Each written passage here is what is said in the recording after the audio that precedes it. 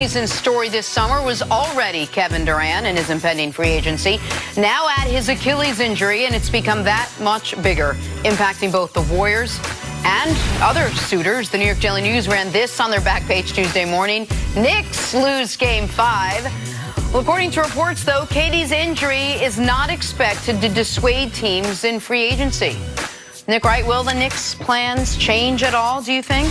I don't think the Knicks' plans are changing, but I'm not certain if the public fully understands what the Knicks' plans accurately exactly are.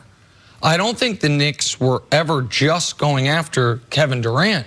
And you've talked a lot about the Knicks' interest in Kawhi Leonard. They traded away Kristaps Porzingis, yes, to get young players, yes, to get future first-round picks.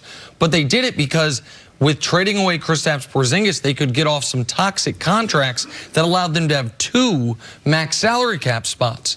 Now, obviously, one of those has been earmarked all along for Kevin Durant. Is the other one earmarked for Kawhi Leonard? Is the other one, was it earmarked for Kyrie Irving? And now Kyrie is looking more interested in Brooklyn. And the way this could change the Knicks' plans is if Kawhi surprises a lot of us and chooses the Knicks, do the Knicks then say, well, hold on, we win championship right now with Kawhi, that second max salary cap spot? Yeah, we want to have Kevin Durant. We always wanted to have Kevin Durant. But we would then be sacrificing a bit of the contract with Kawhi Leonard by having that spot go to a player who's not going to play for us ostensibly for the first year. Now, maybe he'd be back for the playoffs next season. So in that regard, it could adjust it, but it only significantly adjusts in my mind if Kawhi Leonard were to choose the Knicks.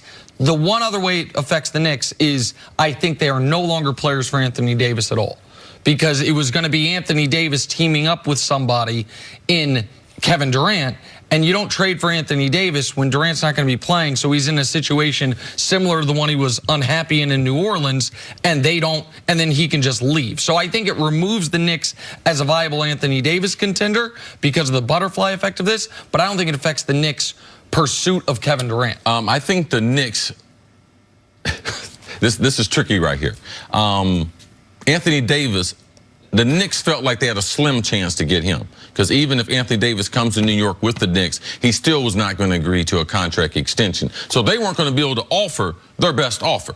It's like the Boston Celtics, what they've been trying to go through, because will AD sign there? No, he's not going to be able to sign there, so they're not going to be able to make their best offer. So what you're saying is that when we were doing the Knicks versus Lakers trade possibilities, the Knicks including the 3rd pick and all their young players, that's something we talked about on shows like this, but the Knicks weren't actually talking about it because they didn't think it would be anything more than a 1-year rental for Anthony Davis, even before the KD stuff happened. I think around the league, people should be aware Anthony Davis is probably only going to sign an extension with one team, and that's the Lakers or the Clippers, if the Clippers decide to trade for him. But it's going to be in Los Angeles. The other teams, that being Boston, he said Milwaukee when he demanded a trade. Any of those teams, the Knicks, he's not going to sign a contract extension, so he will approach free agency next summer, and his name will be the top as far as the free agents to get. I believe the Knicks, Kevin Durant, if he wants to come to New York, they got to stand an offer.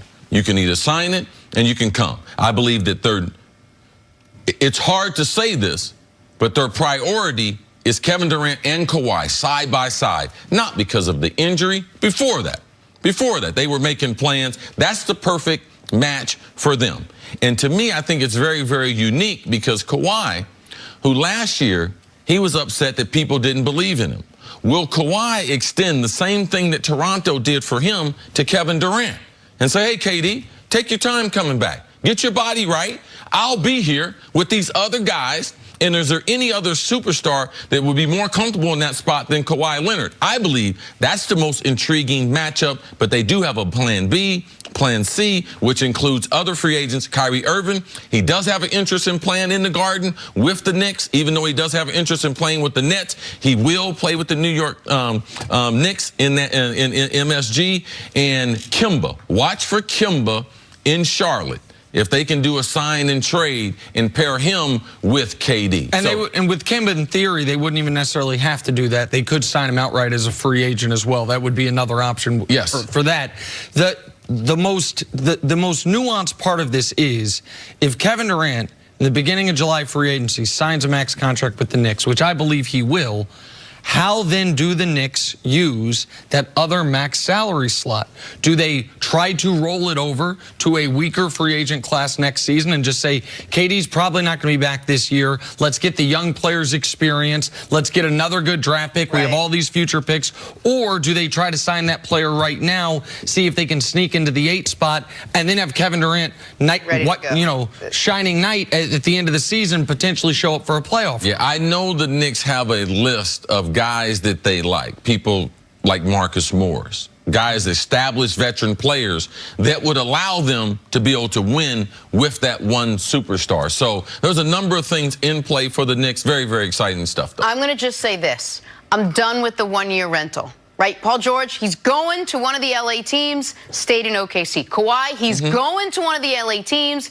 It could very well stay in Toronto. So AD, I say the Knicks make a play. But isn't the flip side to that, if Kawhi might leave? If they win the championship and he leaves, then isn't that the proof that the one-year rental sometimes is exactly that? Toronto was never an option. Now all of a sudden Toronto's a pretty good option.